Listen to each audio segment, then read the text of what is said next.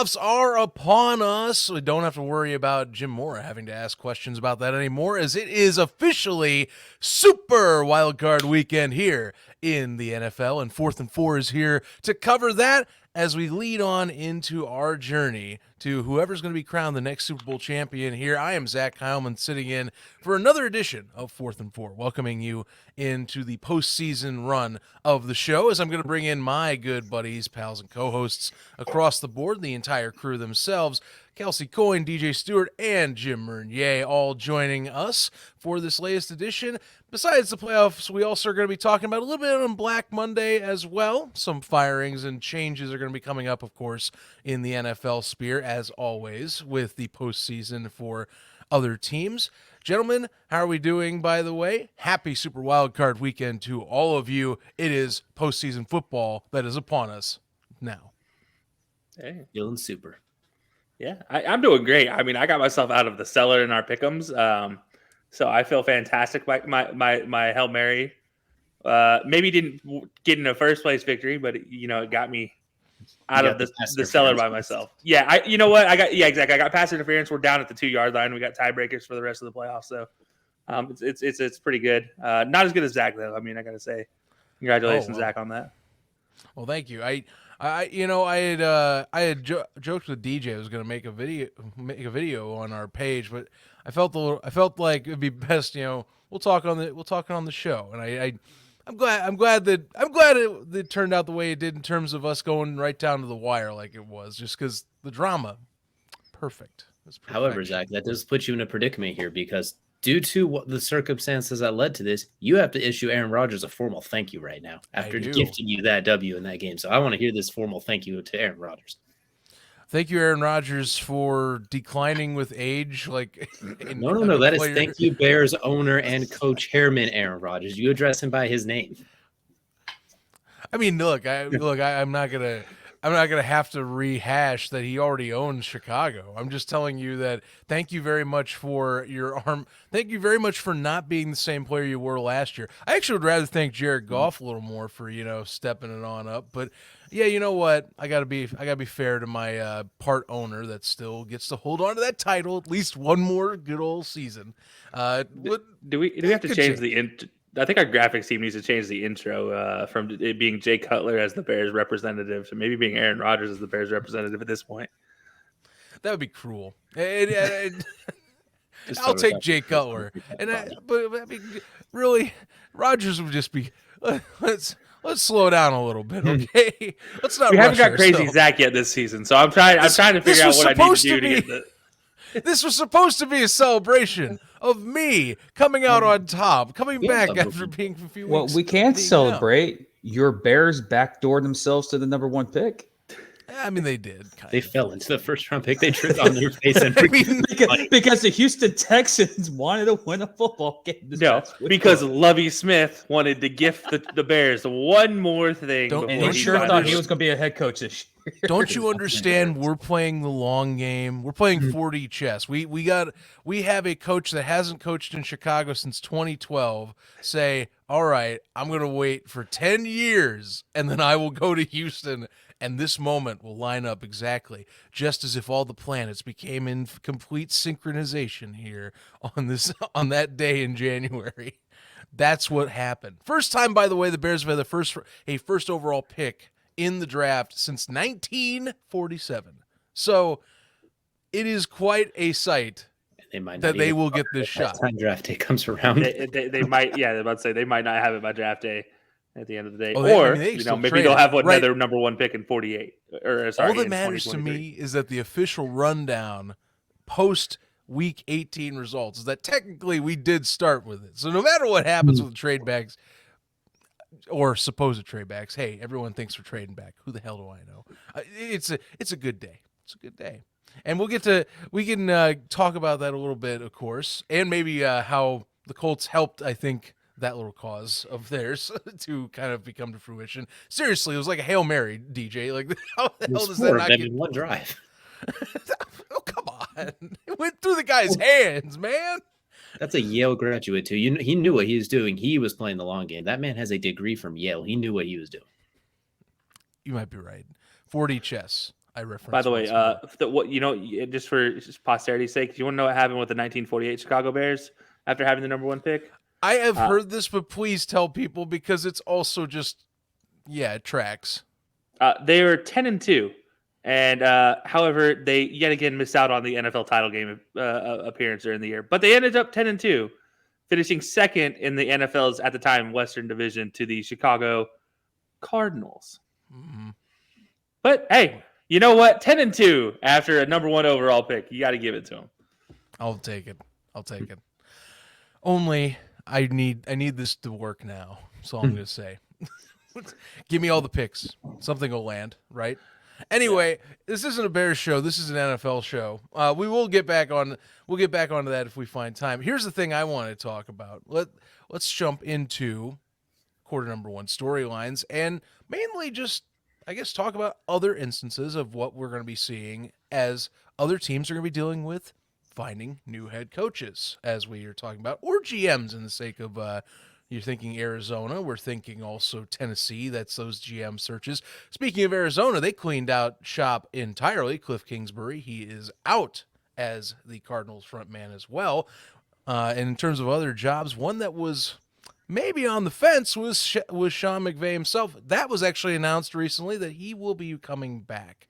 Gentlemen, we're looking at kind of the scope of the landscape for coaching hires right now. Obviously, others like Nathaniel Hackett, his job already was kind of relieved at the beginning of the year. Lovie Smith let go very shortly after Week 18, although some people were wondering if that was going to be kept anyhow, just based on the track record for the Houston Texans as of late.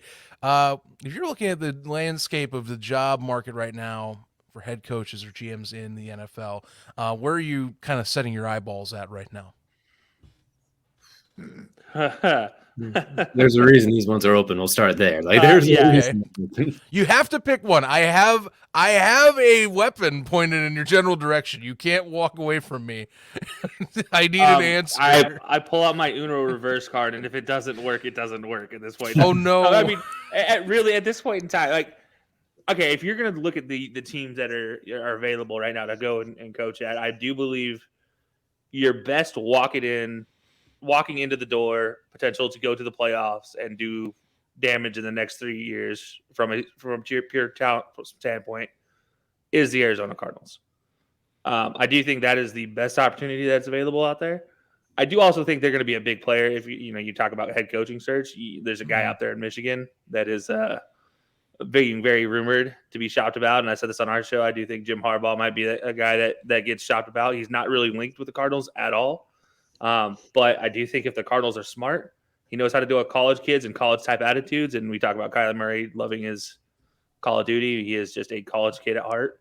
I do think no better coach than somebody who's used to managing college kids to coach for Kyler Murray, especially when you have his best friend Hollywood Brown there with him, and they just spend their whole nights just playing Call of Duty instead of actually doing anything.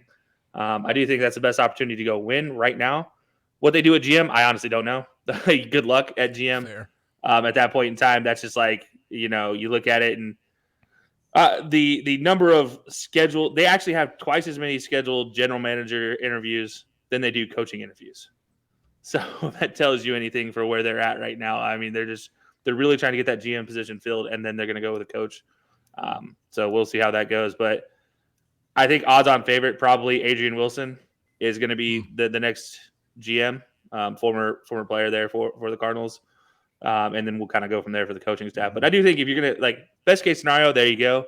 I will say probably most surprising head coach hiring is going to be Sean Payton to the Denver Broncos. I do think that's going to be the one that's going to surprise people the most. I stand by that. I said it on our show as well.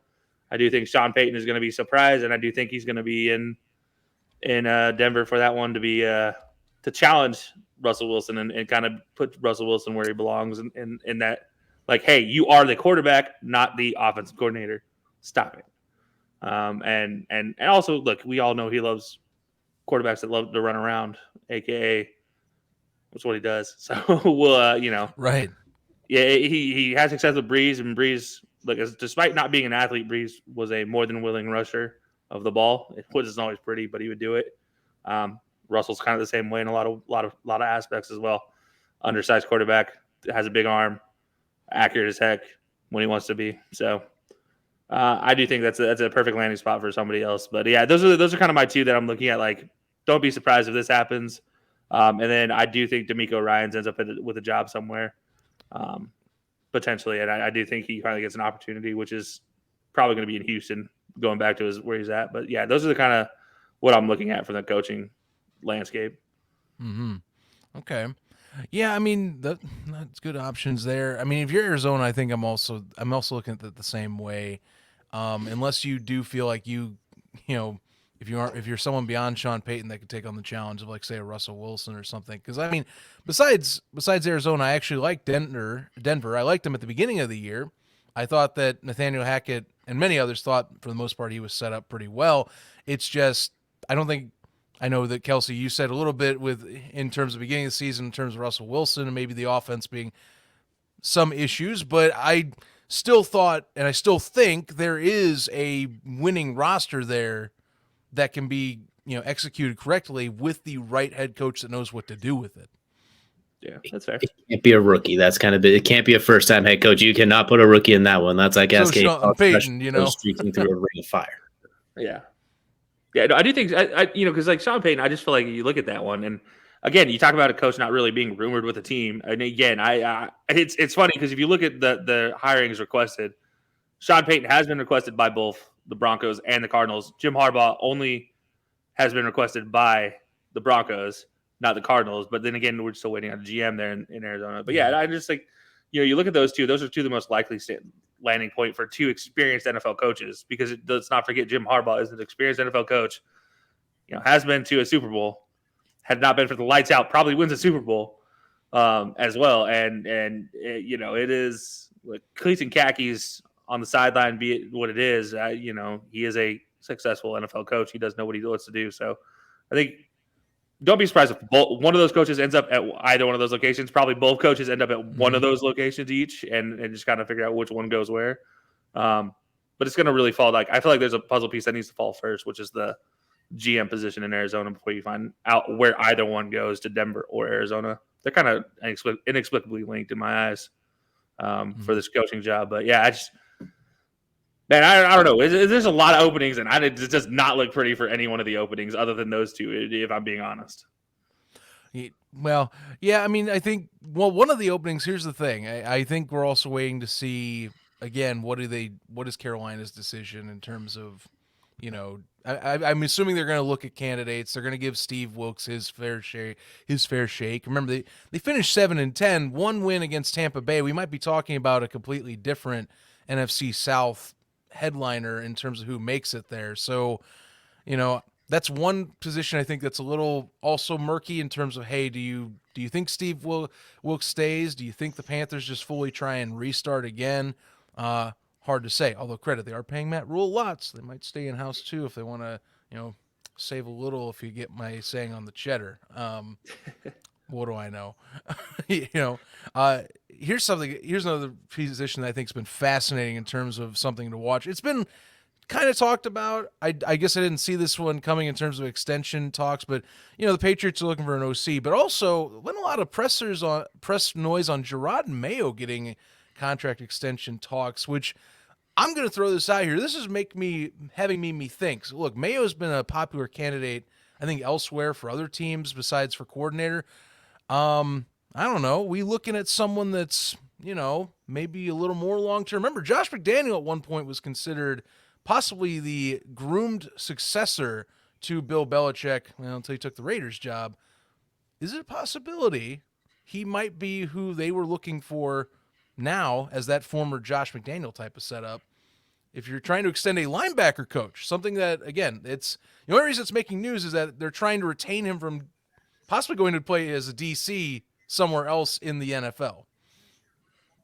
It's very possible. I mean, right now, Bill Belichick's son has a job as the defensive kind of coordinator along with Bill as well, too. So it could be preparing for the future or as well just redelegating tasks as well, too, considering we saw that coaching tree made absolutely no sense for the greater part of last year between offensive coordinators, assistants, sandlot, whatever you want to call it as well. So it could just be trying to keep a little sense of stability there because they're, like you said, they're looking for an offensive coordinator. Things are starting to shake up a little bit too. And maybe he does plan on grooming him as like a defensive coordinator, then maybe passing along to Steve Belichick to step up as head coach, something goofy like that. You never know with the Patriots and their coaching staff. They keep everything close to the chest, and at the same time, it makes no damn sense either way. But or Gerard Mayo just might be that dude, and they see that and like, okay, we can't let him go help somebody else and destroy us. Like, we got to keep him as long as we can. And also, the Patriots' defense wasn't their issue. It was a defensive coordinator calling offensive plays was the issue. Two defensive coordinators calling offensive plays. Yeah. The Patriots' technically three defensive coordinators calling offensive plays. Yeah. We really get into it. The Patriots' defense this whole season was top 10, top 15 in a lot of statistical categories. Is their offense was just in shambles. And the buzz in Boston is that are they going to ride with Mac Jones one more year with a new offensive coordinator? Because we saw that offense last week in Buffalo. It stalled out multiple times. Buffalo's too much of a powerhouse, but the week following that, their offense couldn't get that freaking that key drive that we're so used to seeing the Patriot organization do that in the games. Yes, because there's not a quarterback there. Exactly. Tom Brady doing that, not necessarily. But their defensive core, they have some studs on that defense. Their defense is fine. They were in so many games that they shouldn't be in last year or this season. But with the unprecedented searching for an offensive coordinator, that's basically Bill Belichick telling Matt Patricia, like, what the F, dude? No, you're going on the defensive side of the ball. And a name that was thrown around here that they're talking about, that it's interesting here in Jackson. We're talking about other people, coaching situations, everyone else. Eric the Enemy going to possibly New England's OC and possibly him being the successor to Belichick. And I'm like, why would he leave Kansas City? But then it's New England and he's not going anywhere in Kansas City. And apparently he's only gotten one coaching interview so far. I think that's an Indy, if I'm right. Yeah. But that's the only team that requested him. So this is now the fourth consecutive year that Eric the Enemy is only being selected a few times. And another offensive coordinator that I think Belichick needs to look at is Byron Leftwich. Like, he did what he did in Tampa. Maybe that's the guy you bring up there. But right now, it's almost to a point, if you're a diehard Patriot fan or me as a fan that looks from behind, I think we're getting to the end of the era of New England. What we're seeing now in New England is what we're going to see for the next 10 to 15 years. Like, a team that's going to get there and be a contender for a playoff spot, but not be the team that actually gets over the hump. I think they're about being that stretch of misery for the next 10 years because the division is going to go through Buffalo and Miami for the next 10 years in the AFC East. Could you imagine for Eric Bieniemy, you go from Patrick Mahomes, 27-year-old laser rocket arm athletic generational quarterback to 5'10" Bailey Zappi or noodle arm Mac Jones, who just his most famous play this year was getting absolutely truck sticks by a defensive end. Like, talk and about don't be surprised if the Patriots actually draft a quarterback this year. No. I draw the line right there. It is Bailey Zappi season before they draft a quarterback. Let's call. You're riding high on that Bailey Zappi, bro. He is so good compared to anything they have in that quarterback room right now. Bailey Zappi is number one. I don't think. And then they traded up for Anthony Richardson. Oh my gosh! They go. The number one pick is Anthony Richardson now, and it's going to go New England. It's going to be done by New England by Bill Belichick's dog again. But no, actually, to Jim's point, you talk about Eric Bieniemy. He has only been requested by one team, and you talk about Gerard Mayo. He actually has been linked to two jobs currently, and one of which is the Cleveland defensive coordinator position. But however, he is being also looked at as a potential head coach for none other than Arizona. No, actually, Arizona's talking to him too. Houston, Carolina. Carolina is the only one that has requested him. Yep. At this point in time. Now, again, to TJ's point, Arizona has him on their list of guys depending on the GM search. But as of right now, as far as scheduled, this is according to NFL.com, updated today. The only two that he has been even contacted for has been for Carolina's head coaching position and Cleveland's DC position. But as to your point, Zach, it's worth bringing up. Why is a linebacker coach being talked about being held on unless he's being groomed to be this next the head coach in waiting is the old college term, right? The Jimbo Fisher term, or Will Muschamp at Texas term. But yeah, it's that's the head coach in waiting, which we thought Josh McDaniels was after the move he pulled in Indy. Once he got the job in Indy and he dips back out, like, wait, hold on, you mean I could become a head coach of New England? And then Bill Belichick's still there, obviously. But yeah, no, I don't know if that's the case, but it is definitely a question mark or writing on the wall. Like, why is a linebacker coach getting an extension like that, and not usually what happens for linebacker coaches is they, instead of getting an extension, they'll get a promotion. Like, that's usually the next step. It's not usually, hey, I'm going to be a linebacker coach again. Except for maybe your, Rex Ryan and Rob Ryan, and your dad's your defensive coordinator. Like, that's about it. That's about the only reason you stay as a position coach. The Patriots are becoming a family business now. Yeah, who knows? But I do think there's obviously something there with Gerard Mayo. It's just a matter of figuring out what and who's going to be the one that inks him on their contract, and is he even going to be worth? Like, I don't think you take an opportunity on Gerard Mayo when you have DeMeco Ryan still available, personally, and I think a lot of teams are following suit in that. But then again, everybody wants to find that new microwave head coach who can step in, who could be the youngest, most successful head coach available. They want to lock him up before they get to the market. Yeah, basically. Get him cheap. Get him cheap so you don't have to pay him $10 million a year.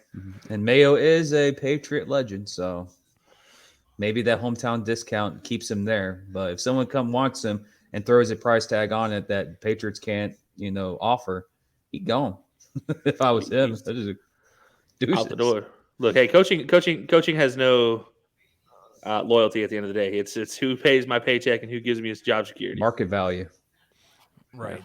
Well, I think a head coaching gig, that's a crown jewel you want to get to. So, if someone's offering you the right deal, it's going to be hard to look at Bill and go, Bill, my guy, I don't know what your plans are, but I got this sitting right here.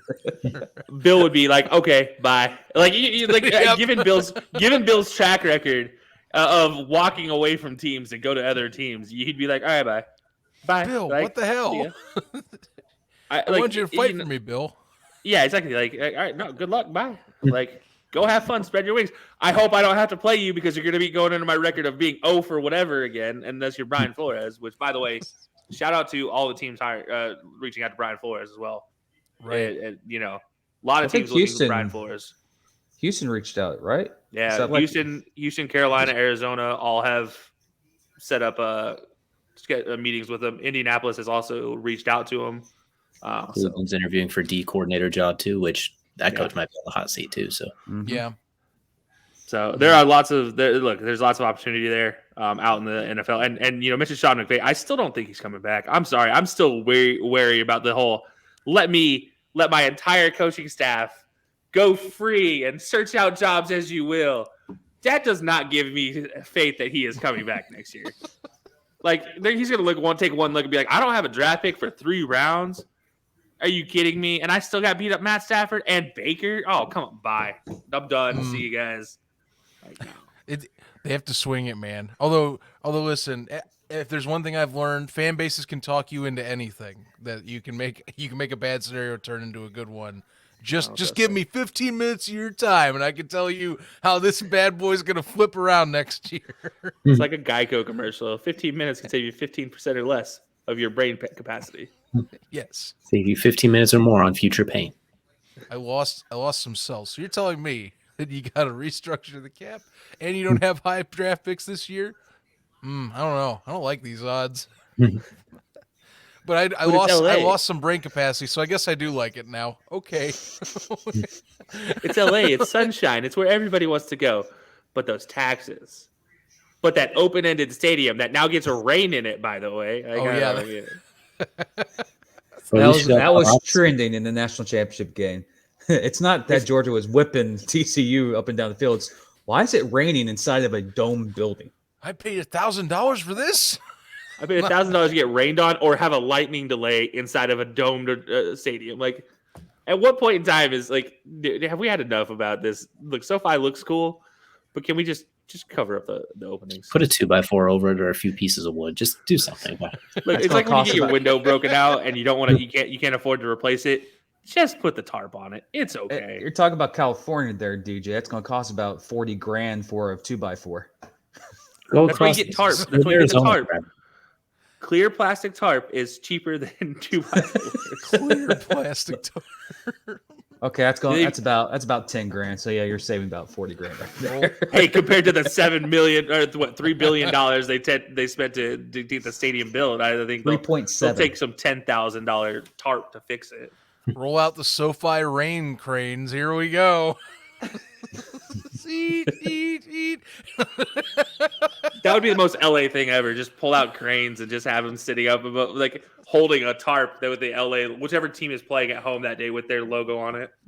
Shit. God. You can bleep that out. What? I didn't want to finish that because basically I'm just saying bleep that out. Anyway, moving on. The only thing here's a great segue before I let DJ do his quarter because here's the thing. He's sitting here. He's looking for a coach. Bieniemy did come in. Jim Irsay gave a good thumbs up on Twitter about this, by the way. Eric Bieniemy finished an interview with him. He posted something like that. Do you like Bieniemy? Do you have a candidate in mind? So on our show, when me and Kelcey did it, I put Ben Johnson at the top of it as well, too, because I think you're bringing in a young quarterback. I think you should get a young offensive-minded coach. You already had a top 10 defense till they gave up at the back half of the season because that offense was embarrassingly putrid. So I think you have pieces there to flip things around to be not good, but competitive right away. So you want a young coach, young quarterback, offensive mind to get it to work. Ben Johnson was the top list, but Eric Bieniemy might be 1A, 1B as well, too, because him and Chris Ballard are familiar with each other, the GM of the Colts from their Kansas City days, and you get a chance to build you get a chance to build a quarterback with what he knows and what he likes. You look in the draft, Bryce Young, obviously fantastic talent, kind of short, but still fantastic talent. CJ Stroud, if he declares, fantastic talent. Will Levis, a whole lot of talent there, minus the mayo and the coffee thing that I still can't forgive him for. But you get a coach like Bieniemy who's worked with a very similar talented type of player. There's something to work with there as well, too. So I think if you can get over the mayo and the coffee thing, which I'm still having trouble with, he's an option as well, too. So I like Bieniemy as a 1A, 1B option with Ben Johnson. Well, they've interviewed not 8 guys, and honestly, I look at 6 of them. I think they're quality candidates. So I think they have a very wide net of quality candidates. No Jeff Saturday, though. That's not allowed. No Jeff Saturday. Also, Ventrone from Philly. No, none of that either. That's still such a stupid. Ventrone's a special teams coordinator on the Colts. You're thinking of like the Steve Firma. Oh yeah. Sorry. Steve Steichen. My bad. Yeah, Steichen, not Ventrone. But yeah. No, and also the mayo and coffee thing might actually work in Will Levis's favor for Indy, because if you think about all those ice storms they get in the Midwest like that, you got to somehow put some pounds on so you don't freeze to death getting through. He's already 240 as it is. He doesn't need it anymore. Dog, I'm just saying, like, it might work out in his favor. Like, now he gets on that NFL workout with that terrible diet of mayo and coffee, and now he can be like, oh, I can go work. It's like Chad Johnson and the McDonald's diet. Like, it just somehow works for him. Will Levis and the mayo and coffee might just work in Indianapolis. I don't know. I'm sorry. The only thing I think when I'm hearing mayo and coffee is how would that your digestive tract's going to get so screwed over. It can't be any worse than AJ Brown and Chipotle though at this point in time. I mean, it cost him. Yeah, that's it. What I will say is we haven't done our draft stuff yet, so I won't get too much into it. But Will Levis and Bieniemy sounds like it could be a very good match to get the most out of someone with freakish talent as well too. Because watching him throw the ball is terrifying, both in a good way and a bad way. So if you're going to get that young quarterback this year, I think you got to bring in him or a Ben Johnson type. But I like the Eric Bieniemy signing, and he's a former running back. He has Jonathan Taylor. Like, you got to imagine it's like 2,000 yards incoming if JT stays healthy next year at that point as well too. I mean, so I liked it. I think they should, assuming that it wasn't a miserable interview, I think they should consider pulling the trigger on it sooner rather than later. Obviously, Chiefs got a playoffs to worry about, so probably wait till that's done. But it's a good option. Beyond, I would say if they don't pull the trigger this year and no one does on Bieniemy, I think it's almost hard to say that if anyone will at this point. It's been so many years in a row that the man's been a top candidate. Either a do or don't. I think people know he's out there. I think this is now like year 3 or year 4, if I'm remembering right. We're going to be hearing they better hire him or I'm going to riot on Twitter or something like that. Well, I was going to say that from what you hear from ESPN and NFL.com, it's not that he can't coach. I don't think he's selling the interviews or kicking like knocking the interview out the window. It's just he goes there and he just gets surpassed by other candidates. That's what the red flag has been on him, is that he's a bad interviewer, and that stinks because Jim Harbaugh is a bad interviewer and he's getting off looked at from everywhere. No, Jim Harbaugh is not a bad interviewer. You know for a fact Jim Harbaugh is the dude whose resume is trash. Mm-hmm. And then you get in front of him and like you sit down with him and he just makes you want to run through a wall for this dude. Like, you know, Jim Harbaugh is the ultimate interview person. Like, he will kill every interview. He's a good interview. When he doesn't want to talk to you, that's when it gets real miserable. Or you can hire a coach that lied on his LinkedIn profile. And then he buys you which one? Wait, hold on. Which coach lied? Which coach didn't lie on their LinkedIn profile? Is a better question to ask. No, I was going to say Urban Meyer lied on his LinkedIn profile. Oh, did you leave that out of it? That's not. We're talking about NFL head coaches. Dude, I got to put U of M head coach on my LinkedIn profile. I'm going to get hired. The two worst coaches that didn't last a full season coached the Jacksonville Jaguars last year: Nathaniel Hackett and Urban Meyer. Well, I mean, it is what it is. You know, unfortunately for you. Well, not this year, but last year. Yeah, you don't want to talk about it. It is what it is. I will say about Eric Bieniemy at this point in time, if he doesn't get hired, I mean, is he actually like, okay? So you always have to ask the question of like, does he not sell himself, or is he purposely not selling himself? Which is an option. The question is, how much does he enjoy his job working with a team that has Patrick Mahomes, that has Travis Kelcey, that has insert receiver here at any point in time that is an absolute stud. I mean, Juju, say what you will about him, but he's actually a stud receiver. Kadarius Toney now, he's a toy that Eric Bieniemy gets to play with. The offensive line is really good. Touchdowns all of a sudden. Yeah, like, at the end of the day, like, how much is Eric Bieniemy actually really trying to sell himself on some of these interviews versus maybe sandbagging the interviews in potential when Andy Reid might walk away and he's that head coach in waiting type of situation? Like, I was just going to say that, like, he could be like Mayo for Belichick. He may be just getting interviews, and the Reid goes, he takes right in full. Kansas City doesn't miss a step. Yeah, same scheme, same offense. And as it is, he's not the only person calling plays for Kansas City. Well, and we always have, like, you have to remember that, like, Andy Reid still has a hand in a lot of this. So it does beg that question. Is he actually just that bad in interviews, or is he sandbagging? I'm well aware. That's how Matt Nagy got hired because of a few games performance. Hey, that's a reigning football Hall of Famer, Matt Nagy. Yeah. Oh, I will say, I think this year, definitely, if there was any questions with Bieniemy for previous years from the not calling plays and all that stuff, I think that kind of cancels out this year, seeing as how Patrick Mahomes is probably the MVP and had one of his best years of his career without Tyreek Hill, with a rebuilding, quote unquote, I'm saying rebuilding, receiving core, a reloading receiving core, however you want to word it. The fact that the season they've had, I think that put another feather in his cap. And also, Kansas City has, ESPN said this, out of all the rookies that have played in the NFL this year, Kansas City has more rookies, more time played than any other team in the NFL. They're number one on the list. So basically, they're the number one seed in the AFC in a rebuilding year. Rebuilding. I will say that their rookies, most of the rookies, though, did play on the defensive side, not so much the offensive side.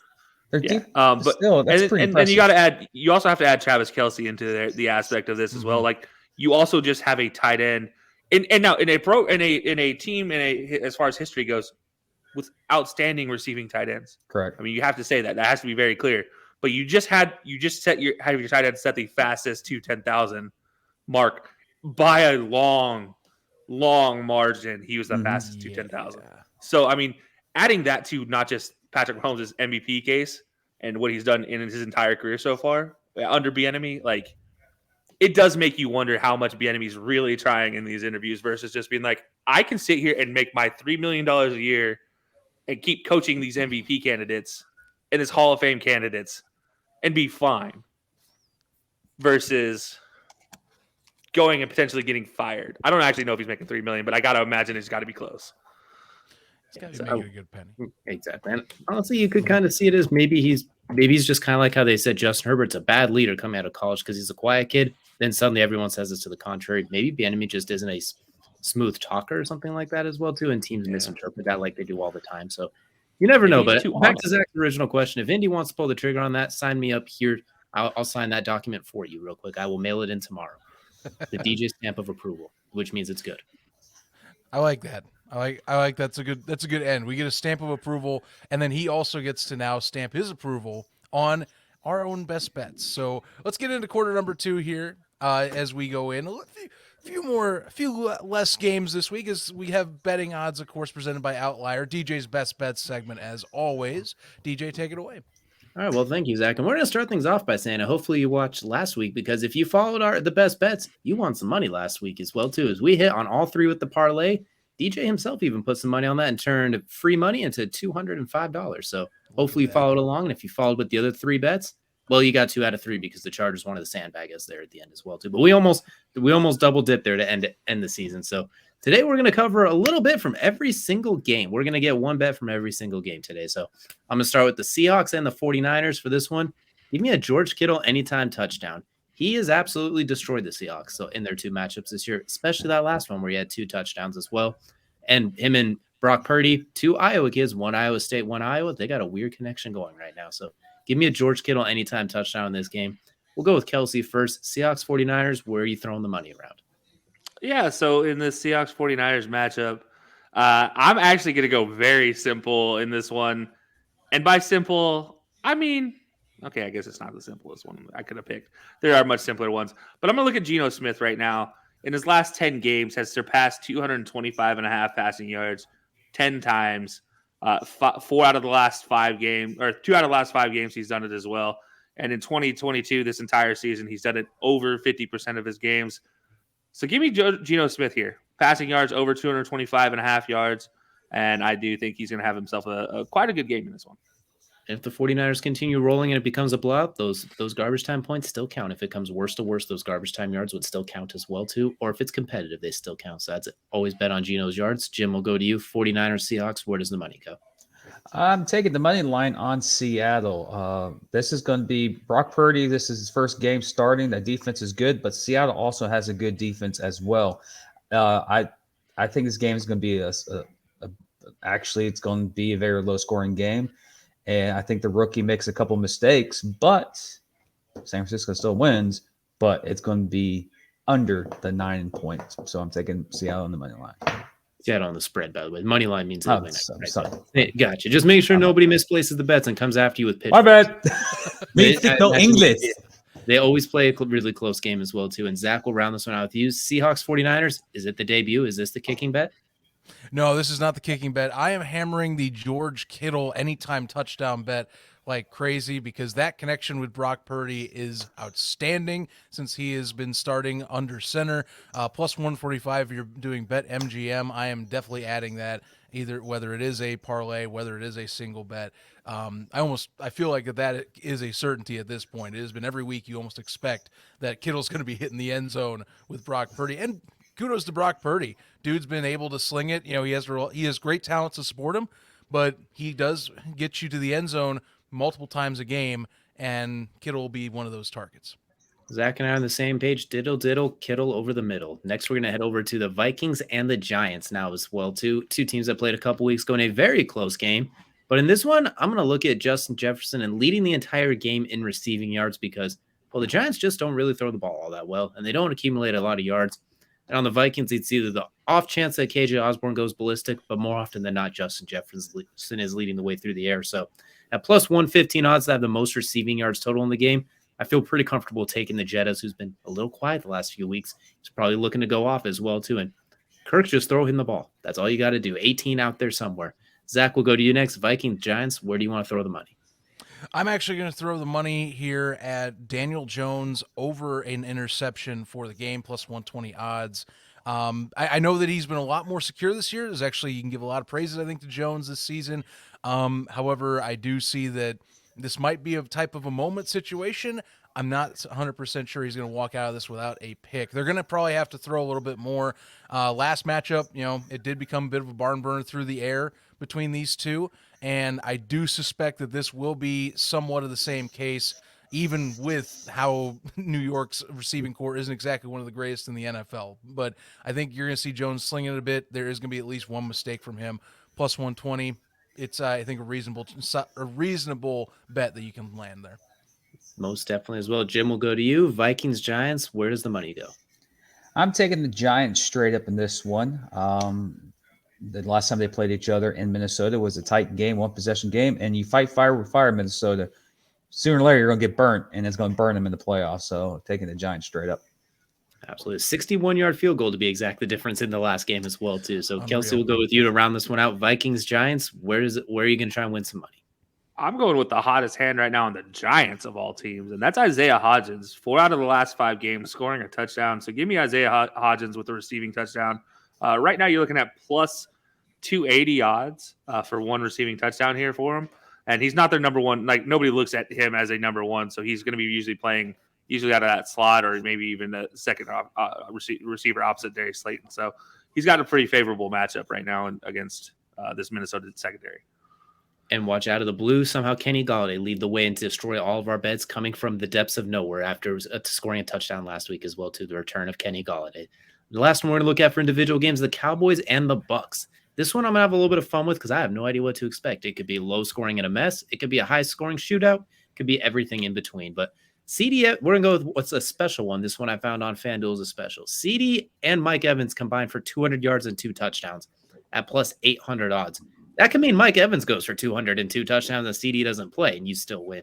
They each get 100 and a touchdown is the average either way. So at plus 800 odds, I'll take my chances with those guys to at least go off as well. Or one of them goes off and one of them just exists. That's all you really need in that one to work. Jim, will go to you. Cowboys, Bucks, where are we going? The Cowboys are favored by 2.5 in Tampa at night on Monday Night Football in the playoffs. Give me Brady. Taking the Bucks straight up, plus 2.5. Take Bucks to win as well, too. And honestly, it's kind of surprising to see the away team as the favorite in this one. Kelcey, will go to you next. Cowboys, Bucks. Do you trust your Cowboys, or are you avoiding that at all costs? I don't trust the Cowboys at all. But no, yeah, I will go ahead and I was going to go the money line, but Jim already just decided he wanted to jump on that one. So I'm not going to pick. I'm not going to pick the same one as Jim. I'm going to go a little bit different here. I'm going to go very, very trendy here with the passing attempts for Tom Brady. And he has exceeded 41.5 passing attempts in 9 out of his last 10 games at home. Obviously, this game being in Tampa Bay. Minus 113 odds, so not going to give you a whole lot of extra money there. But minus 113 that you get over 41.5 attempts from Tom Brady. I think that's pretty safe to say here. You might even go with an alternative here of a minus 42.5 or over 45, which will give you some plus 120 odds. But yeah, this is look. Just go ahead and hammer this one. Tom Brady's going to be throwing all over the place, whether it's going to be a close game or whether it's not. Still, that's what their offense is throwing the ball. Absolutely. And you know what? I can't seem to remember a game that was competitive in which he passed under that amount of times as well. So anytime the game's close, he is slinging it all. They're having him sling it, not necessarily all over the place, but slinging it a whole lot for sure. Zach, we'll have you round this one out. Cowboys, Bucks. Is it time? I think it's time. I'm so glad that Kelcey said that Tom's going to sling it because I'm feeding the high-scoring narrative on this one. We're going to take Ryan's suck up on this. Give me the over 2.5 extra points made for plus 140 odds on BetMGM on this. So 3 TDs you need from the Bucks, and those have to be made extra points. I think that's possible because I think that this is going to be a game. If you're the Cowboys, Tom's not going to go down without a fight. This man is going to be trying to make something happen. It's bound to be that way. Just like last year when they played the Rams, don't expect an easy matchup. It's probably going to be a high-scoring game, even if it is in a comeback effort, possibly for the Bucks if it needs to be. So 3 extra points, I'm banking on it. So pretty much we're all picking the Bucks in some way, shape, or form, with the closest is being maybe CD helps. That is basically what all of our betting line is, favoring the Bucks in this one. So very close, fun game. But now we're going to head over to DJ's Best Bets, brought to you, of course, by Outlier. Use code Outlier.bet /high-low sports. Get yourself a free 7-day trial as well, too. And see if you can win yourself a little bit of money as well, too. So we're going to go into the first bet parlay as well, too. First one we got a Travis Etienne anytime touchdown, plus odds on that one. Chargers, terrible run defense. Count on that as well. J.K. Dobbins, anytime touchdown with the Bengals as well. Can definitely count on that as well. Even if it's a blowout, maybe he gets one late. Dawson Knox, plus 50 receiving yards at positive odds. All he needs is one catch, really, in that game, with the potential for that one to get really ugly really quick. Plus 16.55 odds. So bet $2, win yourself 33 as well. So that's what we have for DJ's Best Bets. 1-0 in the last 2 weeks on hitting all 3 of them. See if you can hit some this week as well, too. That and Jim will go ahead and pass on over to you to talk a little fantasy football in quarter 3. It is the wild card round of the NFL season, and daily fantasy is the way to go because all of our football seasons are over, unfortunately, especially mine. They've been getting the postseason, so mine was over before that. But let's go. Starting how we're going to do it first is going to do quarterback and the 2 running backs on this. It'd be Trevor Lawrence, Travis Etienne, and James Cook. This is based on a $60,000 cap on daily fantasy via I forgot what website I used because I have a screenshot. DraftKings, excuse me, there it is. Appreciate it. Out of these 3 individuals, interesting. We'll keep going so we know the whole roster. So let's go to the receivers. Stephon Diggs, CeeDee Lamb, Mike Evans. You see the trend there. Receivers, usually number 1 targets for their quarterbacks. And then the tight ends, Fam, Ingram. These Jacksonville and Jacksonville and Los Angeles Chargers, that's going to be the tight end game. I'm telling you. And of course, defense will be the Cincinnati Bengals against the Baltimore Ravens. So, gents, $60,000 salary cap, pretty difficult. You can go superstar heavy, but then you're going to have to, throw guys in the back half of your roster that may not even get on the field. In your situation, let's start with you, Kelcey. Who you start? Who do you think you replace in this, or what type of situation will you do making a roster, especially for wild card round and in the playoffs for daily fantasy?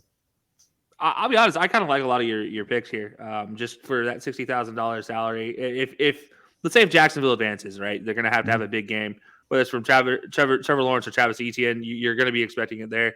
I'd say potentially maybe take one of your receivers, replace him with a Zay Jones if you're going Jacksonville heavy, just because he's going to be a little bit more value of a pick. But my favorite pick that you have up here is actually the Donald Parham Jr. one. Very underrated receiver, 6'7", absolute stud. Justin Herbert loves to throw to him, especially over the middle. They've been using him as some deep crossers a lot this last 5-6 games, and he's been getting wide open on those. So it takes one of those for him to hit and score a touchdown and get you some big points here. Maybe potentially if you maybe want to change it up, and maybe I do look at this Jacksonville LA game as a potential one that you could have some big players there. Obviously Austin Eckler being one of them. But maybe even Jordan Palmer. You talk about a value receiver that's out there that needs to catch some balls, and because Mike Williams won't be available in this one, he might be the guy. So there's a couple picks here and there, but I do like how you went receiver heavy as far as that's where you spend a lot of your money at, followed by Trevor Lawrence and Travis Etienne. I do like that idea going there. Maybe the tight end might be the only thing I switch up in there, and even that, maybe you look at Dallas with Dalton Schultz, maybe potentially as a tight end there. Just for consistency's sake, maybe Dallas obviously that's next round, so not this round. But yeah, no, I do like what you're doing so far, and I like I said, I love the Donald Parham pick. Well, also for the quarterback situation, Justin Herbert is the same in value as Trevor Lawrence. Yeah. But both teams, with the absence of Williams for LA now, that's when I did this. I'm like, I'm going to go with the guy who has his full allotment of receivers compared to a quarterback that may only aim at 1 or 2 guys. So, Zach, you see the roster. Who you start, or do you agree with me? I think like similar deal with Kelcey. Overall, this would be a lot of places I would say I would take this. One on DraftKings, this is interesting to me, and I guess it depends on who you're basing your opponent on. But James Cook, definitely up and up. I would say J.K. Dobbins is about that same price too. If you want to maybe go with that space, I don't think that's not a bad choice if you feel like you're an either or for running backs with a decent value, because he's also sitting, from what I'm reading, at 5,700 on DraftKings as well. So about the same price if you want. I don't think it's a bad deal.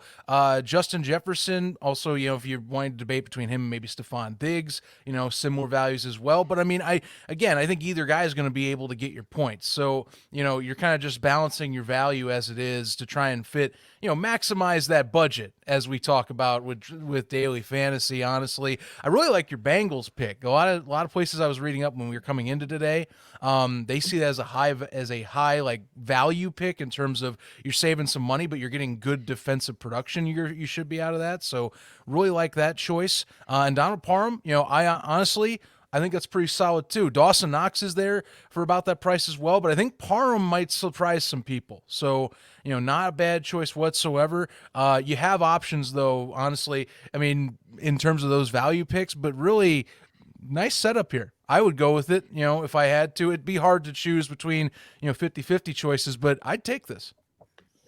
And then the thing about daily fantasy, if you go with all the elite players, you won't have anything else to fill out your roster, and that will. You got four players if you go with elite players. So yeah. What else are you doing? I don't know. I'm hoping for 80 from each one. Let's go. Yeah. Do you know ball? Maybe. No, you don't. Maybe. You picked all the high value targets. Bo knows. Yeah.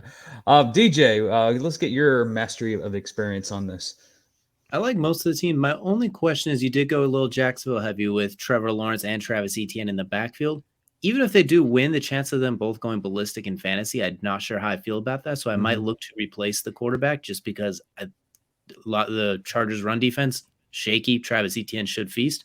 You mentioned Herbert, for example, same price. I think that'd be a beneficial pick just to spread the horizon a bit. Or if I'm not mistaken, Joe Burrow was about the same price, maybe even a touch lower as well, just to spread the wealth. Because how often do you see a quarterback and running back go ballistic at the same time, unless the running back catches 13 passes? But honestly, I don't have too many complaints. I think you can win a good amount of money, especially the receiving core. I really do like the receiving core a lot. My mindset on this whole roster, when I looked at, especially with a lot of Jacksonville guys, this is the second time Jacksonville's faced the Chargers, and the first time they played them, they beat them 38-10. Chargers could not stop the run, the Chargers could not stop the play actions, and the Chargers could not stop Trevor Lawrence. That was his best game all the year. Now they're coming across in the playoffs again. Playoffs are a different animal. This is a first-time rookie quarterback. I would have thought it'd go with a more experienced quarterback, but I look at the guys.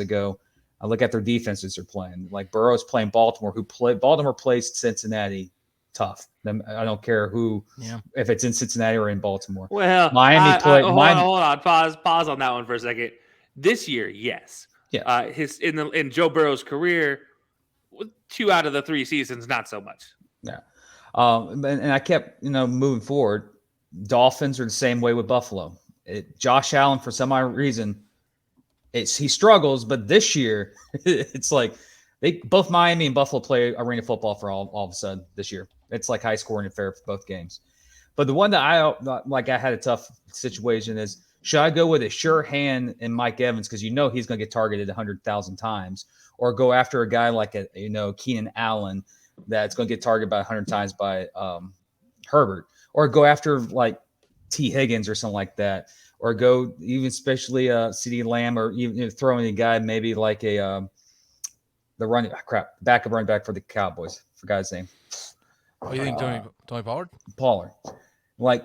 This is one thing I love about the playoffs. All these teams have great rosters and great stats, but it comes down to the funding and how much you want to spend for each position. And I went kind of conservative, honestly. I wish this was actually a legit fantasy football team all season. This roster owned people, but unfortunately you can't do that. But anyways, so that is our day. Of course, this is just a special pick. Usually we don't do boom pick of the week, but hey, I just mentioned about Cincinnati. Yes, I'm one of those guys who thinks the Burrow revenge tour is going to begin this weekend, and I think he's going to go all out on Baltimore. That's why I don't have Baltimore as my defensive team on my daily fantasy. So my boom pick of the week is Joe Burrow of the Cincinnati Bengals. But until that, talking about playoffs, now here comes our picks. Send it to Kelcey for the fourth quarter for Super Wildcard Weekend pick'ems. Ladies and gentlemen, we have finally reached the end of the regular season. It's quarter 4 with primetime pick'ems, and we are in the wild card round. And importantly enough, ladies and gentlemen, we have to go straight to our rankings. And we already talked about this in the kickoff of the show. Zach, obviously, if we look at this season, you took the lead here, but you did it by coming in second last week. My Hail Mary of going crazy with Islands last week resulted in a 12-4 week for me. So maybe I'm going to do that going forward. I don't know. But that was it worked out. I almost, I had a chance to pull it out. There's a couple games there. If they go the other way with a couple of different calls, I probably finished a little bit better, 14-2 maybe, as the best case scenario there. But you know what? I'll take my 12-4 and coming back out of the cellar, so I'm not in dead last anymore. DJ and Jim both with 10-6 records last week. That resulted in Zach 158-92-3 on the regular season, DJ 157-93-3, and Jim and myself tied 152-98-3. And gentlemen, before Zach, I give you your moment to actually give this is going to be your actual congratulations moment. Jim and I both we have a tiebreaker now. If anybody's wondering how this is going to work, Zach is the decider of this, and he has decided, my understanding is, the playoff race down the stretch. So we'll be doing weekly pick'ems like we have been. Best record at the end of this from picking our playoffs is going to result in the basically winner of the losers bracket, if you will. Get your biggest of the magnifying glasses. You better be checking every corner to get these picks right for you two. That's all exactly out there. But Zach, you know what? I got to give it to you here. You did pull out the last game victory on our pick'ems here. You guys did a great job setting that one up with that Lions-Packers game last week, and it came down to the very end with you guys. So Zach, go ahead. You got a minute to go ahead and take your victory lap here. This is your opportunity. You know, I really when I said early in the season I was telling these guys off camera. I think I lost the lead. I think this is it. You know, I know DJ was sitting there. He was saying he's going to make a comeback. I didn't think I was going to come back, but I'm back here, people. I'm back on top. One extra win, and I'll be honest though, I got to give DJ a pat on the back as well for setting it up to put the extra drama because, you know, it's a little fun. We have a little fun on this show. We have a great time. And I'm glad we get to do this stuff every week during the NFL season. So, you know, props to you guys. But hey, great times with the pick'em here. Now I get to have, at least me, DJ, get to have a little fun and watch the rat race at the bottom between Jim and Kelcey, at least as we go into the Super Bowl. I get two things to enjoy: watching this playoff race to the Super Bowl, and now watching to see which one takes the Wonderlic test after the end of the season when we end in February. It's gonna be a good time. And DJ still gets to enjoy some of it. He's in second, but he gets to sit with me. We get to discuss these things. It's fun. This is good time. After 3 weeks, you were the only one above 500, it felt like, while we were all basically drowning at the same time. So I'm just glad it was somewhat competitive as well. So, you know, we'll take it as well, too. And next time we're not setting it up for the last minute, the last second, the last play, and Aaron Rodgers being the guy holding my fate. Next time I'm just going to pick the lines as well, and we're tying. I'm not letting Aaron Rodgers choose my fate anymore. God bless you, Detroit. I just find it funny that Zach, a Bears fan, wins the pick'em, and his arch nemesis is the one who gives him the win.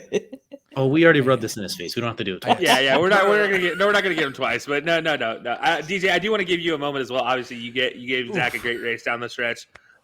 You know, coming in second there. Anything you want to say? Anything you want to regret maybe doing? I look at that Panthers pick, maybe that last week, maybe going with the Panthers instead. Is there anything that you just have to say about the race? No, it was fun. It's competitive. We had to make sure everything was tied last week. We had to go down. It had to be fun. It had to be climactic as well, too. So you're welcome for the Panthers Island pick, but I wouldn't have picked it because then we'd end up tied and it wouldn't be as fun. So you know what? It worked out. It was a fun race. And you know what? I won money last week thanks to DJ's Best Bets. I can't complain.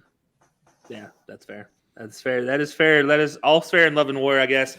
And if you guys want to really break it down, I got to say this. Again, this is another season we have picked outstandingly positive here. Going at about a 65 to 75% clip between the four of us across the board with all the ties and canceled games. So impressive nonetheless across the board. And a little side note, and I was going to wait until this in the island, but I can't wait. 10-7 in official island picks for me this year. I feel pretty good about that one as well. So that was that's a wild card team right there. That's pretty solid. Hey, in the right division, that's a division winner by 3 or 4 games there. In the NFC South, that's a clinched division by week 3. That's true. But get us into our actual pick'ems here. I just wanted to have a little preface in this before we get in there. We are going over the hour mark again today, but you guys will bear with us for this one, I imagine. Overtime. We're going to go ones real fast here, and that is we're going to start with Baltimore. We're going Baltimore, Cincinnati, and across the board, we are all overwhelmingly going Cincinnati here. Question of who's even going to start for Baltimore is going to be Tyler Huntley, or I believe Anthony Edwards is the other option. Anthony Brown. Anthony Brown. So, and we're all going Bengals. What would the Ravens have to do to get a victory here, DJ? Real quick, get Lamar and get Rashad Bateman back somehow. Medical miracle. There's your answer. Zach, T. Higgins or Jamar Chase? Who do you think has a better day for the Bengals? Ooh, wow. Tough question because both of them I could see having it. Give me, you know what? I'm still going to go with Jamar Chase. as much as I could see the other way around with that. Also, the cure for Lamar Jackson is the cure of that cold hard cash. I don't know if that's actually the case, but I'm going to say the best medicine is a paycheck. I should have maybe saved this last question for Zach instead. But Jim, I'm going to give this one to you. If you're Lamar Jackson, you just saw Roquan become the highest paid linebacker. Obviously, this is not to do with this game at all because Lamar's not playing. Do you decide to come back to Baltimore in the future here? Because if our picks are right and Cincinnati does win, that's it for Baltimore. That's it for Lamar Jackson. Obviously, they can bring him back on the franchise tag.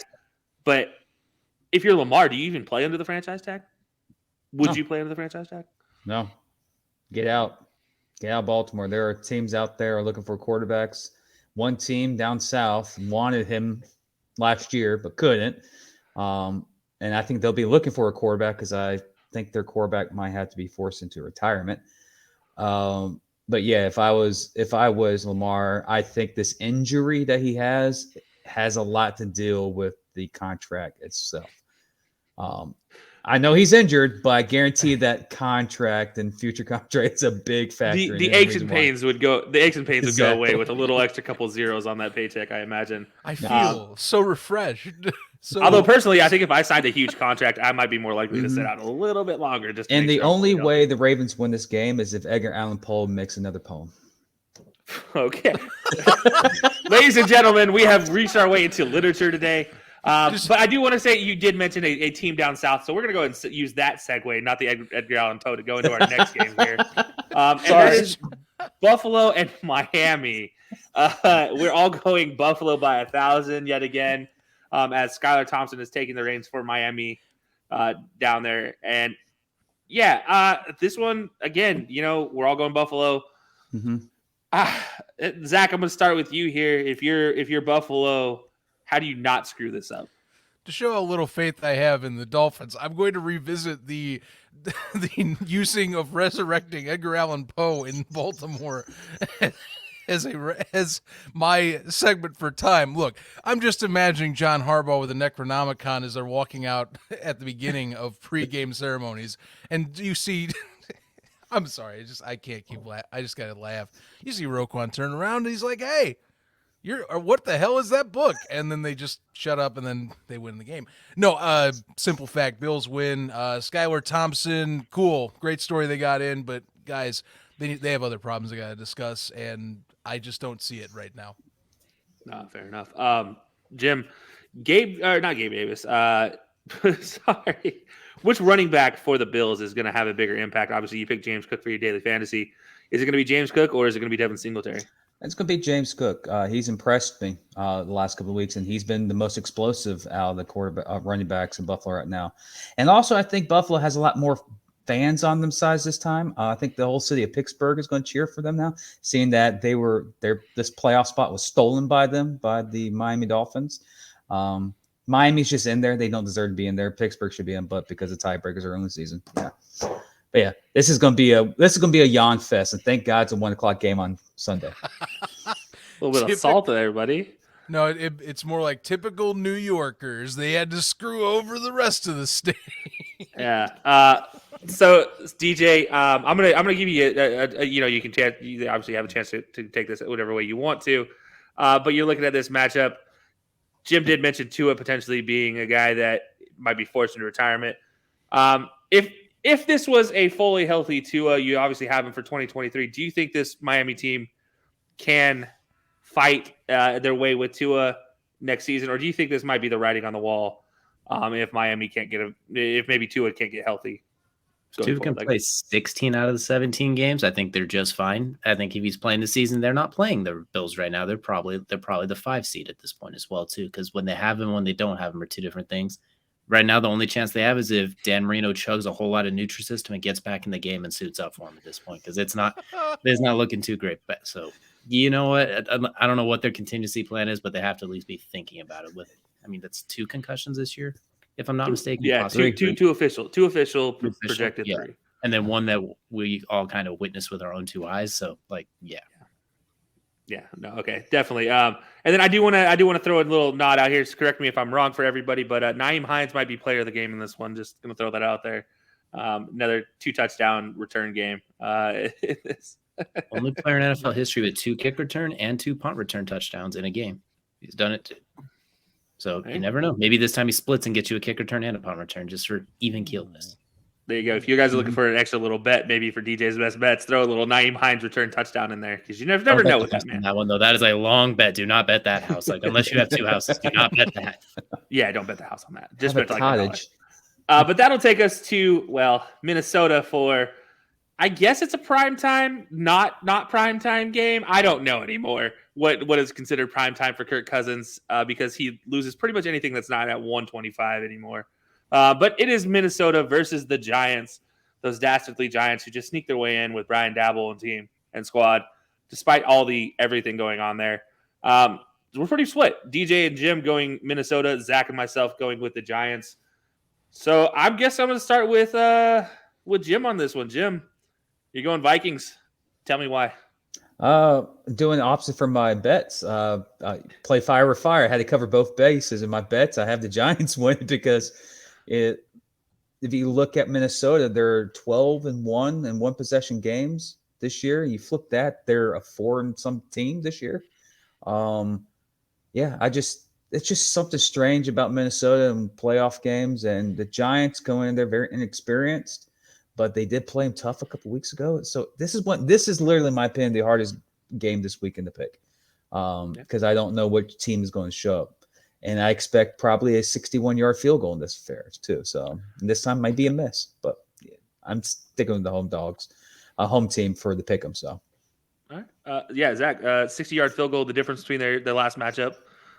Do you think it comes down to that, or do you think either team can really get a foothold here? Obviously, you are picking the Giants. Do you think the Giants specifically can get a foothold and kind of what do they need to do? Oh, I think it's going to come down to a final field goal again. I mean, if we're being honest, yeah, Minnesota's been defined by the last-minute drive, the comebacks. But, I mean, New York's also kind of done that shtick most of the year, too. Credit, it's to good effect, and they are definitely deserving to get in. 9-7, it's been pretty good effort by, Brian Daboll's squad for what is on that roster. They have gotten the most out of it. Here's the thing that I like about this and why I'm picking the Giants. Little extra nugget: anyone who's not on IR for the Giants is going to be fully healthy. It's one of the few weeks they've had basically no mentions on that injury report that have been that are already on the IR. Correct. Yeah. Look, even with IR, yes, there's guys that are out, but I digress. You also gave key players, for example, Saquon Barkley, week off. In this regard, I find the week off for those players is actually vital considering how that roster has been leaning so hard on those talents. I think this one they get over that hump, though. Minnesota has been, to me, running out of opportunities. Eventually, luck runs out in that regard. It's hard to rely on that comeback mentality in the playoffs. Only a few have done it. Really, only John Elway, for the most part, has done that in a career. And that still didn't really result into a Super Bowl during any of those cardiac kid years. I don't see it for Minnesota, and I don't think they get past the wild card because of it. Fair enough. All right, DJ, you are picking the Vikings in this one. I do have to ask you, do you think this 11-time one-score victory record that the Vikings have is going to continue through this playoffs? Because we talked about it a lot in last year's playoffs. That's what got the Bengals to the Super Bowl, was their ability to win close games. Do you think this is Minnesota's calling card this season, is to win close games, or do you think it's been luck along with everything else? Yes, it's been both of them a little bit as well too. A little bit luck, a little bit good as well. So simple, fun little nugget here. The last 4 seasons, the number 6 seed in the NFL wildcard round is 7-1. So this year you have the Giants and the Ravens as your 6th seed. You're not picking the Ravens because they're down to Lamar Jackson or Rashad Bateman and going against Turbo. So we're gonna cross that one off. I had the Giants in this one initially, but everybody is picking the Giants this week to the point where they're almost favored, it feels like, as well, too. They've almost become an overrated underdog. As weird of as a conundrum as that is, just to say those 2 words together feels just feels dumb. But at this point, it feels like if you're the Vikings, too, after hearing all that, it's going to play a little bit of a part into it as well. And both teams play with fire way too damn much. They both are 2 children with their hands right over the red-hot stove. I just think Justin Jefferson's going to be the best player on the field, so that's kind of where I'm leaning at this point as well, too. I think they have the better players. They just play stupid sometimes. And the Giants don't have as good of players. They just play better than their talent at some point. So I'm going to take the talent in this one. But I wouldn't be surprised if the Vikings actually win this one by double digits, like maybe a 10-point game. Because I think their defense can't be this bad the entire time. Maybe just one game they play average. That's all. One game they play average, they win by 15. Fair enough. Fun fact: this game is at 4:30 as well on Sunday, being pushed from that 1:00 slot by the Bills game. So primetime esque. Last 4:30 game didn't really work out so well for Kirk Cousins. Daniel Jones is also 2-15 in these 4:30 games. So yeah, it's a double-edged sword. Like you can't pick one to win to decide it. I will say, no matter what, this will be decided by a running back, whether that be Saquon or I'm actually going to throw Alexander Madison out there as potentially the guy that really makes the difference for Minnesota and gets them over the hump. And as receiver, KJ Osborne potentially, and TJ Hawkinson at tight end, being an impact player for Minnesota. But for the Giants, look, Saquon is Saquon. And I said Isaiah Hodgins is my bet. Don't be surprised if he lights it up as well. Just kind of out there as a third option. And DJ mentioned Kenny Golladay potentially making a reappearance. This could be the time he shines against his old nemesis, NFC North nemesis. Let's not forget. That is a possibility here. But we are getting into the stretch row. We got 3 games left. We're going to go with Jacksonville and the Chargers here. DJ and myself going Chargers. Zach and Jim going with the Jaguars. And Zach, we're going to start here with you, Jaguars, because we already know Jim's answer.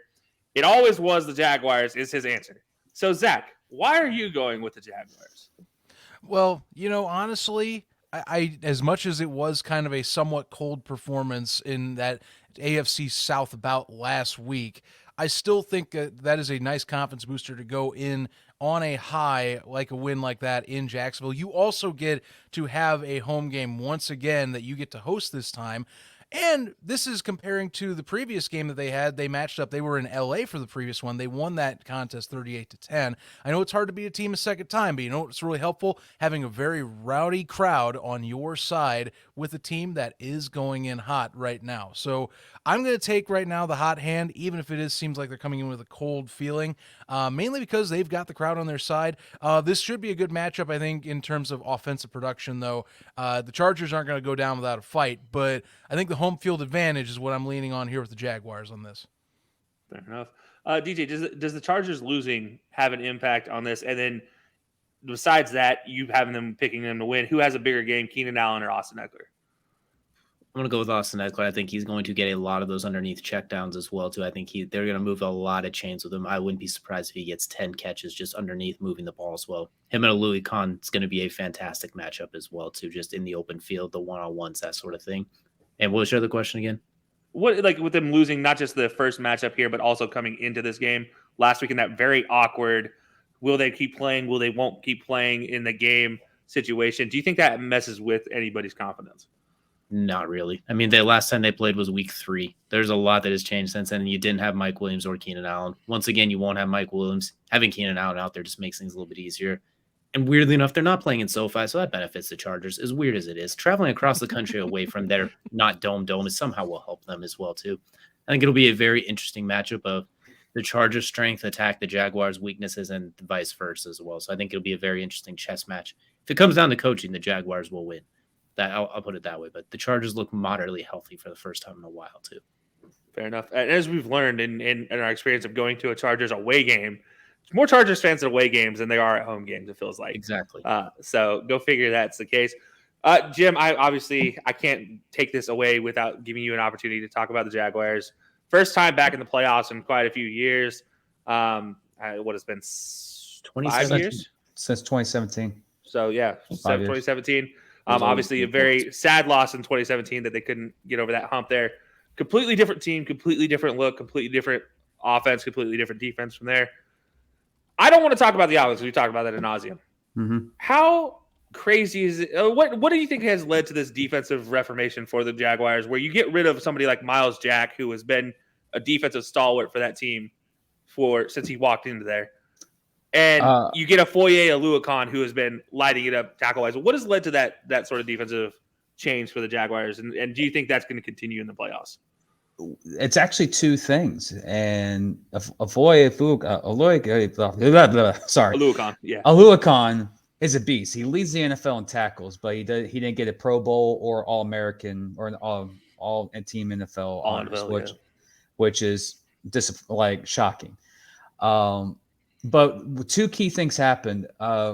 Darius Williams went from safety to corner. They moved him once Shaq Griffin got hurt. And then they moved Taven Walker from DN to nose guard and then brought Arlen Key out to be the DN. So you have more of you have your Josh Allen and Key on the corners, and you have a mixture with Peters, who was on the practice squad a couple of weeks ago, completely was Mr. Warren Sapp against Tennessee. Like Derrick Henry had no running ability in between Peters and Walker. Yeah, Walker's not like Hutchinson, who's getting all the sacks. Walker is a physical player, and now they moved him inside. Luakun is free. No offensive linemen are not going to block him because of that switch they did. Also, Jenkins is right now, he is Mr. Everything here in Jacksonville. He forced a fumble against our hated rivals, Tennessee, and he picked off Dak Prescott a couple weeks ago that basically sent the run to the playoffs. But the energy is that this defense, even though our schedule the last couple of weeks hasn't been, subpar, the second half against the Cowboys, this defense clicked for some odd reason. They moved those key players and clicked. And a guy named Dewey Wingard, a run stopping safety, has become the Florida man of Jacksonville. He claimed the phrase, "It's always the Jags." And now he went from we got to get rid of him, he stinks, to he can have a statue built in Jacksonville and people will think he's Jesus because of that. But I do know there are rumors here in Jacksonville that Head and Shoulders is actually in contract negotiations with Trevor Lawrence. We're going to skip this. We're going to skip the Head and Shoulders conversation. All right, we're moving on. We're moving. I'm cutting this one off. No, we got to the Head and Shoulders. Let me finish it. It's the first primetime playoff game in Jacksonville. The game is sold out. To Colin Coward saying Jacksonville has no fans. You didn't watch that game last week. I have live video. The place was packed. They're too busy walking up the freaking ramps. Agreed. Amen, brother. That sucks. And guess where I'm at this week? Same damn seats, same dang section. So it's gonna be exciting. But for Jacksonville, we're playing for house money. All the pressure, what Zach was mentioning, all the pressure was on us last week against the Titans. You go on that 5-game win streak and you lose to your arch rival and miss the playoffs, would have sucked. Now we're playing with house money. The Chargers are a team that's supposed to be here. They're supposed to be in the playoffs. Some people have them, like there's some guys in ESPN said if they get hot, they're going to make the Super Bowl. That's the Chargers. They're coming to Jacksonville. The reason why I got the Jaguars winning, it's like what Dewey Wingard says. It's always the Jags. But also, I think because of what DJ said earlier, they are the worst rushing defense to ever make the playoffs. They are ranked 32nd in the NFL. The last worst team defense that made the playoffs, LT ran all over them, and they were the Indianapolis Colts. Hate to break it to you, DJ, but that was when Peyton traveled to the Colts in the wild card round. Both those teams, fun stat. Teams that are ranked under 25th that made the playoffs, their teams lost in the first round because they couldn't stop the run. ETN's going to go off. Jaguars are going to win, and their season ends in Kansas City next week. So somehow me asking how the defense got revolutionized turned into we got to break down. Because it's always the Jags, man. It's a great year down here. I just asked a simple question. So Jim, for the next segment, you're cut off for the next conversation. You get the mute button. By the way, that was Darren Sproles who went ballistic as well too. It wasn't Sproles? LT. Yes, that was Darren Sproles. Everybody but LT destroyed the Colts in those days. Everybody but LT. Okay, so moving on, we're going to go to Dallas and Tampa Bay. We got 2 games left. Jim just took all our time for this one. So we got Jim and myself going with Tampa Bay, DJ and Zach continuing to go with Cowboys. And by the way, I do want to double back on this Jaguars thing. Go back to the Jaguars-Cowboys game. Listen to our show. I called them going on the run to the playoffs in that game when they started beating the Cowboys. Fun fact. So I'm going to continue this one now here with this Cowboys run. I'm continuing to pick against my team, the Cowboys. I'm going to start this one off because Jim is on the mute button here. He doesn't get to talk. So I'm going to take over the conversation with the Buccaneers. Buccaneers run game is actually finally going to get going, and it's terrifying. Trayvon Diggs has been playing so much as far as face guarding and not being effective as far as getting turnovers. And that defensive line for the Cowboys, while it is intimidating, can be shut down. And you look at the big hogs that the Buccaneers do have. I do think they have the opportunity there. And Tom Brady is undefeated versus the Dallas Cowboys. And if there's any record that man is not going to let fall, it is the fact that he is going to stay undefeated against the Dallas Cowboys. Because if nobody knows, he grew up a San Francisco 49ers fan, and he has been hating the Dallas Cowboys since the day he was born. And this continues today and in this one. And I do think the Buccaneers could walk all over this Cowboys team. And again, Dak Prescott continues to his trend of throwing interceptions since returning from injury. So that's all there is to it. And somehow they're going to rely too much on Zeke, and that's going to ruin the Cowboys' opportunity here. But anyways, DJ, Zach, prove me wrong. Why are the Cowboys going to win?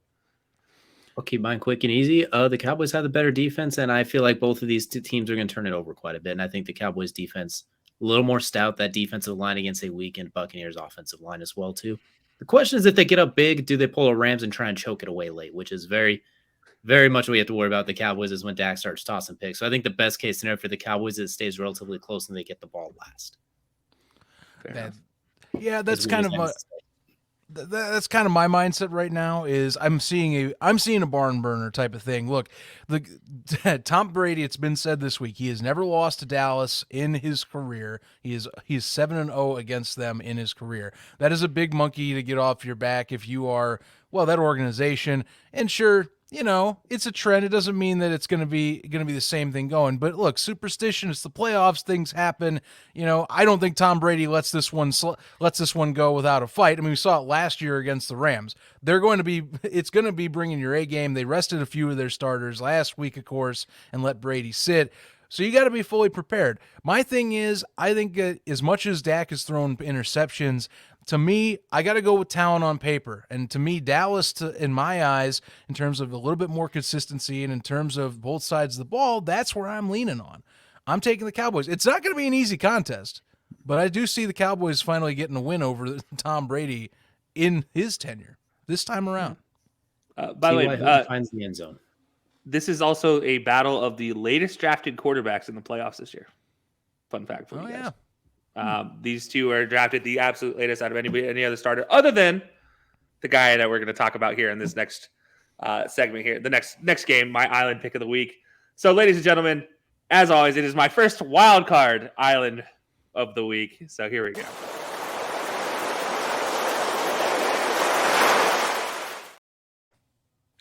That's right. We are heading to beautiful San Francisco. We are going to the Bay. And that's where my wild card is going to be, the island. I'm going to build a nice little island out there next to Alcatraz. Build all with Seattle gear. It's all going to be covered in Seattle gear in this one. I have the Fighting Pete Carrolls, and his mind games are well underway. Are going to finally take the shoe and set it down on Brock Purdy for Mr. Irrelevant is finally going to be actually irrelevant in this one. I do think this opportunity for Kenneth Walker and Geno Smith to really kind of prove themselves. Kenneth Walker, obviously, as a rookie. Geno Smith's finally trying to resurrect his career. He's going to prove he is a starting quarterback and in this league and can stay that way for the next 3 to 4 years.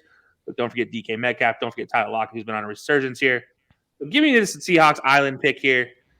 Guys, I already know the answer that's going to come about, and that is Nick Bosa and his potential Defensive Player of the Year conversation as a nice little counter.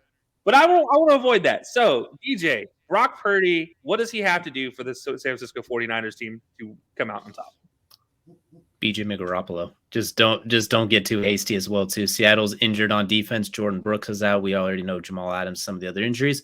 Just be efficient. Just kind of do what you do as well. Geno's going to get some of his. You don't have to go head-to-head with him. Just don't give him any extra. You don't have to get a shootout with him. Just don't give him extra bullets. Eventually, the 49ers defense you could trust over the course of the game. You just can't keep putting them in bad spots. So just do what you do last time they played. Keep it easy. Find George Kittle. Jim, do you think Fred Warner is going to be able and healthy enough to actually stop Kenneth Walker one-on-one in the open field in the pass game or in the run game? They should, yeah. Simple. All right. Zach, who's going to be your player of the game? Who's going to be your player of the game in this one? Obviously, Fred. If you guys don't know, Fred Warner is dealing with a bit of a hamstring and ankle injury. Yet again, another year of Fred Warner going into a playoff series, injured legs. I don't know what it is with the 49ers and injuries. Gift on giving. Yeah, it's like 49ers and injuries, like lower leg injuries to their middle linebackers. That just always confuses me. But Zach, who's going to be your player of the game in this one? Either team, offensive, defensive. Take your pick. Well, I talked a lot about George Kittle, of course, when we were discussing bets, but I'll be honest with you, if you're Seattle, and here's Kelcey, this is the deal. If you're going to land on your island pick, to me, I think it depends on how much they control Christian McCaffrey. Because if you're able to control Christian McCaffrey, then you're going to have to force Brock Purdy to be more involved in the offense than he already is. As DJ said, I think if they let him play as a Jimmy Garoppolo archetype, he manages the game, he does efficient passing, he scores touchdown passes when needed, then you're golden. I think San Francisco takes it. But to me, make or break, CMC will be the player of the game here if things go as I expect it to be. If Seattle does a great job stopping the run and slowing down whatever Christian McCaffrey can do, limiting him maybe to some pass game opportunities, that's when things get interesting, though. But I don't think they are able to do that. Fair enough. I'm actually going to go out on a limb here and say that Kyle Shanahan is going to be the reason why the Seahawks win. I think he's going to your point, Zach, and to what DJ said, he's not going to allow Brock Purdy to be Jimmy Garoppolo. I do think he's gonna try to be a little too fancy in a lot of ways. Christian McCaffrey obviously is a fear for anybody to deal with. But yeah, I do think that there's opportunities there. And look out for Shelby Harris, defensive tackle for the Seahawks, came over in that trade, has a lot to say about leaving Denver and the way he left Denver and the way he was forced out of Denver. So potentially as a point to prove here, a little chip on his shoulder. But we'll have to wait and see if I can go 11-7 and first ever wild card island. Be pretty cool if I could. So we'll see if that happens, guys. But as always, we appreciate you guys tuning in. That's going to do it for this week. Stay tuned for our next week's episode as we get into the divisional rounds and we get the number 1 seeds coming into the playoffs. Guys, I appreciate it as always. Stay tuned for the rest of your games today and tomorrow, and we will see you guys next week.